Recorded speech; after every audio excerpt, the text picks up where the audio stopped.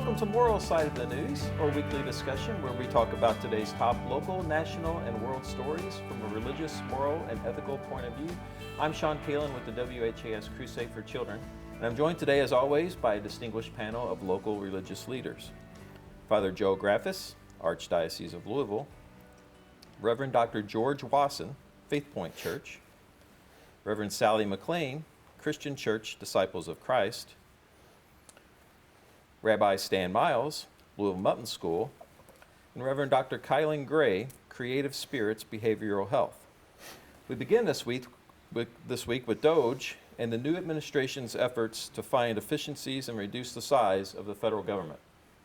Overnight, a stark message from Elon Musk, insisting the U.S. needs to get rid of entire government agencies to make sure the changes last beyond President Trump's term. If you don't remove the roots of the weed, then it's easy for the weed to grow back. But if you remove the roots of the weed, it doesn't stop weeds from ever growing back, but it makes it harder. So we have to really delete entire agencies, many of them. The billionaire, who is one of the president's most powerful advisors, comparing it to a large-scale corporate turnaround he did at one of his own companies.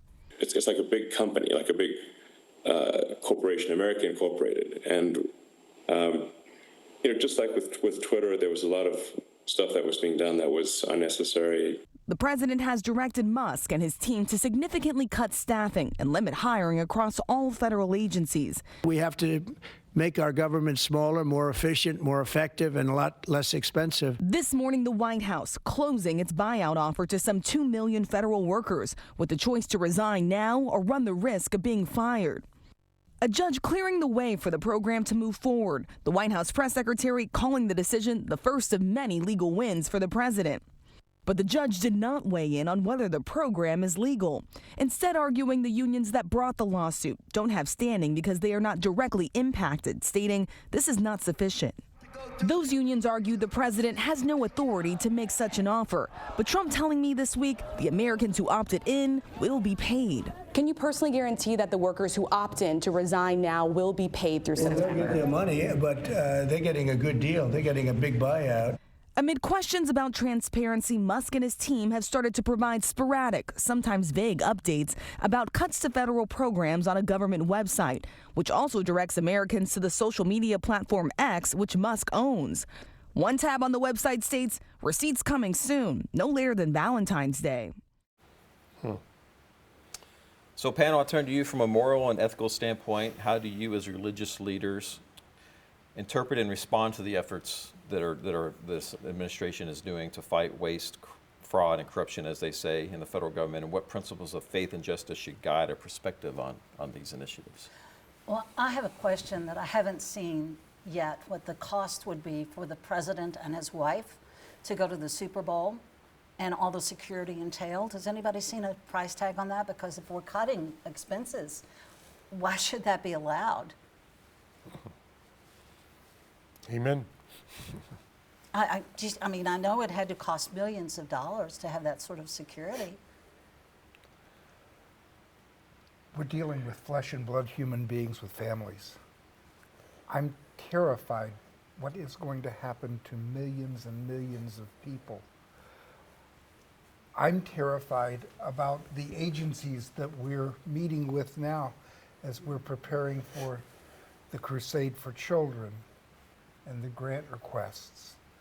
I don't know what's going to happen to them. There are just so many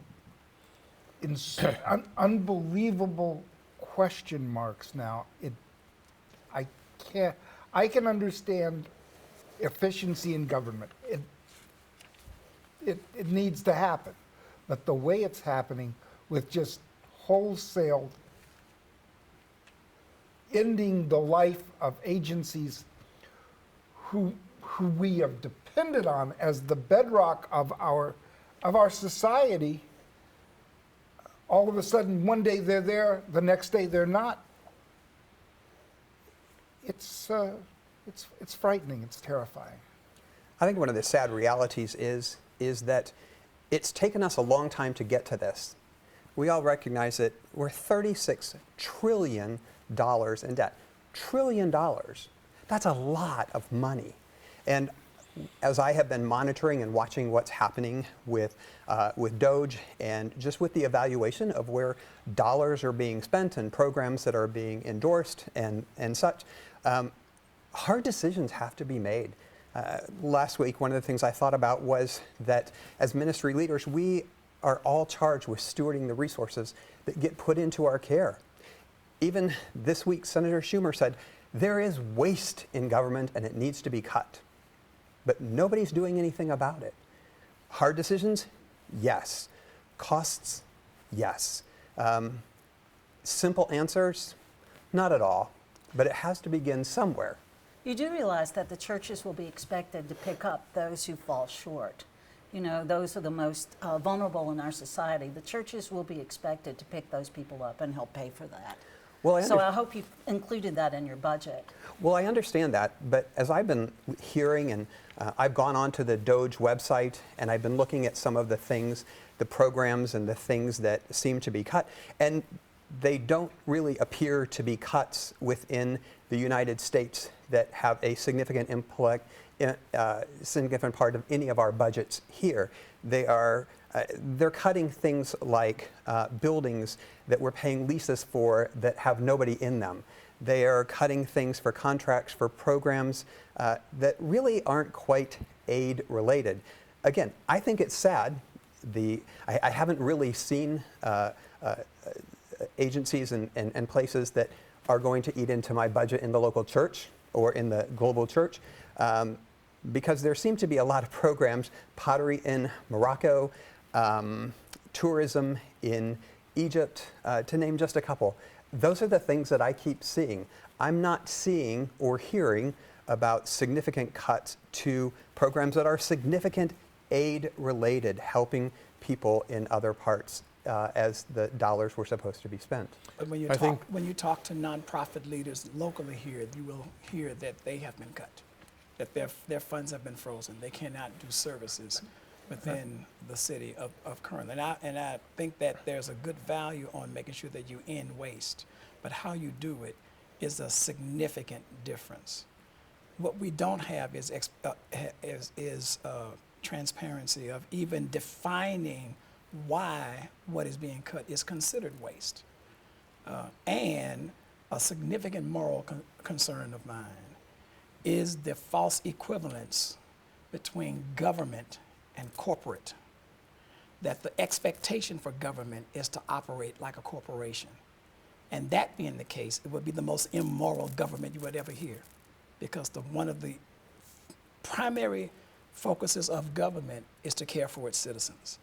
Is to make sure that its citizens are covered and protected. That's not a corporation's aim. The corporation's aim is profit.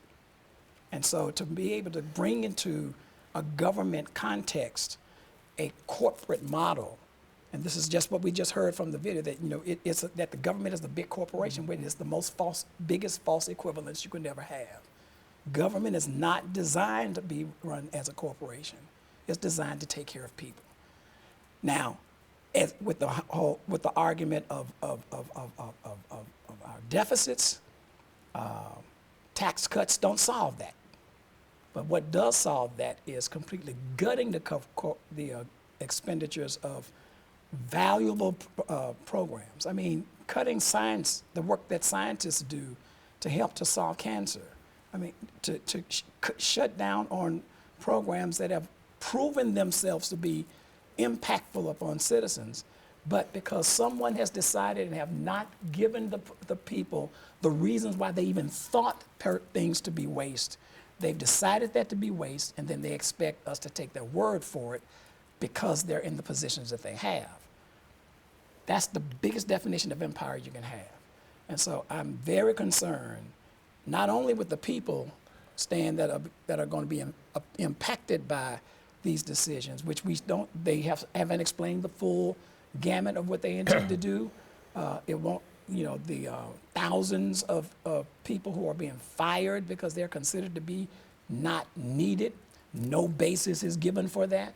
No explanation is given for that whatsoever. They're dealing with government dollars, tax dollars, and they're not given 1 ounce of explanation of why they're doing that, other than we're cutting waste. Well, help me to understand why that's waste. We don't hear that. That's a concern for me. But I think there are two things. One of the roots of why a lot of this is because of some tax cuts that went to the wealthiest in our country several years ago. And obviously, how do we balance that? I do believe we need to cut taxes sometimes. There's certainly waste, but it's interesting that the largest federal budget is the military. And we've heard absolutely nothing about any cuts in the military. Is there waste there? Probably a lot. And we don't see that. So it seems like certain areas get cut. And then I think, when the foreign aid, particularly Catholic Relief Services is the largest relief service in the entire world. In every country of the world, they're having to cut 50% of their staff right now because of the loss of some of the government funds for that. Now, do they have some waste? Probably, as everybody else does. Every church probably has some waste. But when we're dealing with the poorest of the poor and the most vulnerable, whether that's around the world or in our own country, some of the cuts seem to be going rumored in Medicare and Medicaid, and that's going to be a real damaging to a lot of people. It just how do we balance all this out and say, okay, this is the criterion we're going to use, and this is some of the things we're going to look at, and take some time to do it. I mean, you have to do that in a parish budget a lot of times, okay, and have to talk to some folks and work your way through the process. But just to say, 2 or 3 people have decided this, and we're going to decide it right now, and we're not going to consult anybody. I think there are ethical concerns about all of that. And accountability. Yes. Where is the accountability? To whom are they accountable? They don't appear to be accountable to anybody or anyone or anything. That includes Congress, that includes the people, that includes their money. To whom are these 3 people accountable? Are there 3 or are there just 2? And some of the agencies are, funded already by Congress. That's right. And so there seems to be a legal question. If it's already funded, how do you withdraw that legally? Well, and how do you close an agency that was formed by Congress and the legislative branch? There's just lots of questions. It's a constitutional issue. The constitutional issue is that the executive branch does not cut or write checks. That's Congress's job to do that. Every administration prior to this current administration, including the Trump administration and previous administrations, understood that you would put out policy initiatives and intentions of what you want to do, but Congress is the one that makes the decision on cuts and expenditures, because the purse is held by Congress. The purse is not held by the executive branch. And this sector of the political spectrum is always want to complain about overreach and big government. You can't get no bigger than this. You can't get no larger big government philosophy than what we're experiencing, what we're seeing here. So we have an ethical issue of truth. The ethical issue is, are we getting the truth? Well, I'm sorry. I think one of the challenges that we face is really a word that you used. Where is the accountability? And I think that is at the root cause of so much of what we're seeing and why the cuts are having to be made right now. Like, we all want transparency, right? We all want to see what's happening, but we need to have, with responsibility and authority comes accountability and transparency. And I think at least what I'm seeing on the news and what I'm hearing, trying not to get ahead of the conversation, but trying to listen to the conversation as it's actually unfolding, looking at some of the data, looking at some of the receipts, looking at the Doge website, looking at some of these things. The cuts that I'm seeing that have been pure cuts have really been laden with fraud and waste. That's what we're seeing as cuts. Other things, there are pauses being taken. Nothing has come out that said we're absolutely doing away with everything here, but we're taking a moment to stop, to examine line by line. Again, why do we have to do that? Because no one's done it. Line by line, no one's done it. It's like the conversation that we've had about other issues in our world, is that if we keep doing the same thing that we've been doing, we're not going to get anywhere. We're $36 trillion in debt. And I look at what's happening in our country, and I see that there are residents in North Carolina who got $750. There are people still in North Carolina that are living in tents because they don't have anything. And we're not really supporting them very well, but we are spending a whole lot of money on a whole lot of programs in a whole lot of places that, quite frankly, aren't really U.S. aid, or they're just wasting in leases and things that aren't being used. And going to the Super Bowl would probably help that out. You know, that money could have gone to North Carolina. Yeah, it's sort of like when you build a building and you've got this building and it's several years old, do you just implode it without trying to figure out if there's a way to salvage it? No, you just implode it, and then you're not accountable to anybody. And do you know how fast that happens? That can happen in seconds, just like that. But the accountability is important. So why fire inspector generals across the government agency, across interagencies?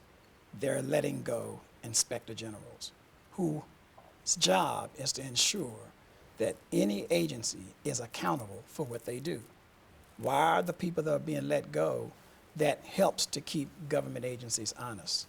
And why does DOJ not have an inspector general? Why is there not someone in there to make sure that they report to the people so the people can know and trust what's going on, besides just saying, take my word for it? I am not satisfied that just by saying that there is waste, you haven't shown me why. You haven't explained to me why this is considered waste. Because it could be ideological. It could be a personal consideration that a person has done. We don't get to determine that because that's not being shared. So I don't think that there's any argument about wanting to make sure that waste is no longer the case. But as a public citizen, I need to understand your logic. You are being paid by taxpayers' dollars to do whatever it is that you're going to do. The case has not been made as why this that I'm getting rid of is considered waste. That case has not been made. What has been said is we've cut efforts that are wasteful, and we're just supposed to take your word for it because you know better than other people. That's not being forthright. I think Sally brought up a point that I think all of us in congregations are concerned about. Usually when there is a problem like this, the first place people go for help is churches, synagogues, and all that kind of stuff. Yes. And obviously, working through the pandemic ourselves, when people were hurting, collections went down in all churches and congregations, and we're still struggling from some of that kind of stuff. Right. Yes. And yet, we're supposed to help that. Some people have said, well, can we take up extra second collections over the next couple of weeks to help some of these concerns that are losing money, and their money is being frozen? I don't think that's going to work too well in our congregations, because people say, oh, well, I'm hurting, all eggs are way up, so I can't give any more to the church. We're going to be caught in some serious, serious dilemmas. Except for the move to privatize all government agencies. And that's the next step. The next step is get rid of waste in government, but make it available for capitalists to begin to capitalize from the needs of people, so that government is not doing, but other for-profit or nonprofit agencies may build up to where, but they will have to develop their own funds. There are not going to be any government funds to help them to do the work that the government has been doing in caring for people. So it's going to be interesting to see what happens with that and how that turns out. It doesn't make any sense. The United States of America is a republic. That's not the way a republic functions. I see Elon Musk as an omnipresent presence since the beginning of this administration. He's done some pretty impressive things, but I also see Elon Musk saying that we need to we need to end the Department of Education. The Department of Education, as memory serves me, was mandated under the administration of Richard M. Nixon. And has it had waste in it? I'm sure, just like any other organization, it has had waste in it. But the education of our children, the educating of future generations, to just obliterate that and turn it back to the states, I'm not convinced that all of the 50 states are prepared to shoulder that burden or that expense. So you privatize education, and that means you don't have to take special needs children. That's exactly You don't right. have to work with them, as we do work on the crusade for children. And so then what do you do? What's the expectation if you have a special needs child? Then, of course, the way this administration works, it's up to the mother to stay at home with that child, because after all, she had the child. And we don't want to have any means of working with that child to make sure that that child can be contribute to the whole of society. So we're just going to go back to where children were in the home with the mother, and the mother never left. I have a friend that had that happen, that took care of her child until she died. That child, though this woman was my best friend, I never saw her brother, never saw him out of the house. So, you know, that's the way we're going to go? Is this it? I mean, I watched Gone with the Wind the other night, and I thought, wow, here we go. Well, I think one of the things that I struggle with is that we make leaps like that we're going to say that all education is going to be privatized. You know, one of the challenges, again, we have to look at what these organizations, institutions, and government programs are actually doing. Since the federalization of the Department of Education, our education in this country has gotten worse, not better. By whose standards, Worse. though? By whose standards of looking at our educational levels relative to educational levels of other similar countries across the world. Ours has gotten worse. Why shouldn't that be a state level? Why does that need to be a federal level? And again, some of that has been funding. Right, but again, I want us to keep coming back to, I think we have to keep asking the question, cuts have to be made. Where are we willing to make the cuts from? It's $36 trillion. In all of our traditions, we would call that poor stewardship. Actually, I would call it horrendous stewardship. And so there needs to be accountability. We have senators who make $175,000 to $225,000 a year who are multi-millionaires. How'd they do that?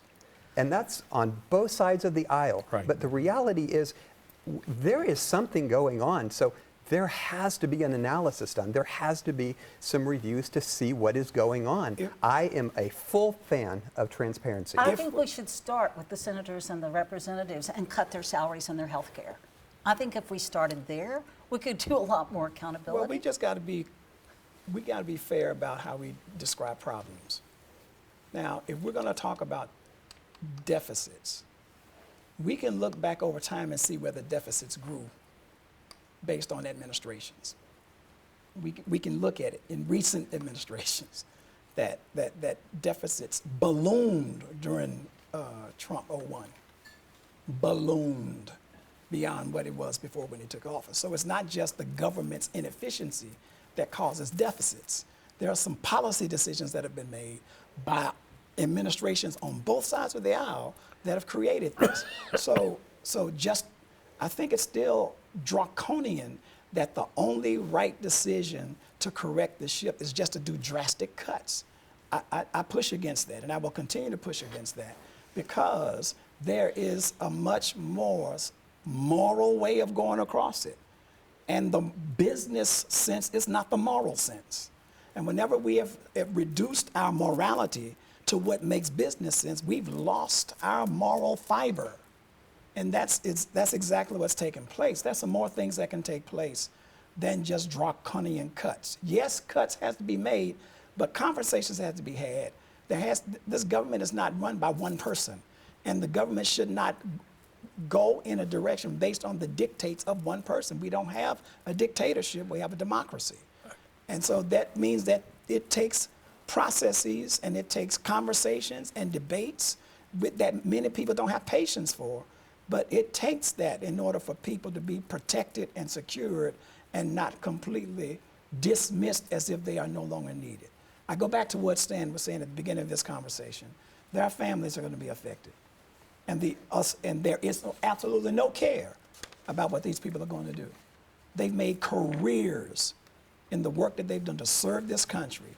And now they're told, you're not needed, good luck,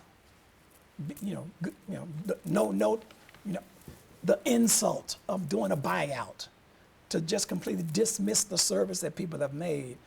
That's a moral issue to me. That's a moral issue. It's just you're treating people like widgets. You're treating people like they're products in a corporate assembly line, and that's an immoral way of resolving this issue. Yes, we need to cut costs. Yes, there needs to be some efficiencies done, but not at the expense of human lives. And that will come back to haunt us. Again, I go back to my original idea is that one needs to say, okay, what is going to be our criterion of some of the issues that we're going to look at, where there is waste. But on the other side, balancing that with compassion. Absolutely.